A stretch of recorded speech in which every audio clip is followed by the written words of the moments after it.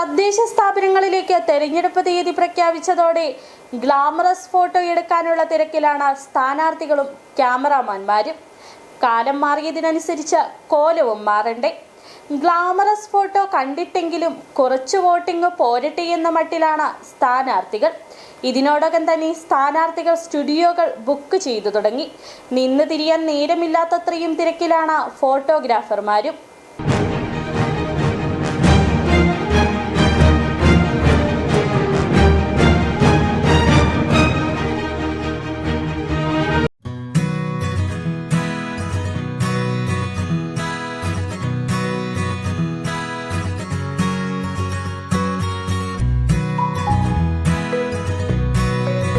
തെരഞ്ഞെടുപ്പ് കാലം പ്രത്യേകിച്ച് സ്റ്റുഡിയോകൾക്കും ഫോട്ടോഗ്രാഫർമാർക്കും പ്രതീക്ഷയുടെ കാലം കൂടിയാണ്. ഇവരിൽ പാക്കേജ് അടിസ്ഥാനത്തിൽ ഫോട്ടോയും റീൽസും ഉൾപ്പെടെ ചെയ്തു കൊടുക്കുന്നവരുമുണ്ട്. നൂറുകണക്കിന് സ്ഥാനാർത്ഥികൾ കളത്തിലിറങ്ങുന്ന തദ്ദേശ തെരഞ്ഞെടുപ്പിൽ നല്ലൊരു തുക കയ്യിൽ കിട്ടുന്നതിന്റെ സന്തോഷത്തിലാണ് ഫോട്ടോഗ്രാഫർമാർ. വിവിധ രാഷ്ട്രീയ പാർട്ടികൾക്കായി സ്ഥിരമായി ഫോട്ടോ എടുക്കുന്ന സ്റ്റുഡിയോകളും ഇപ്പോൾ സജീവമാണ്.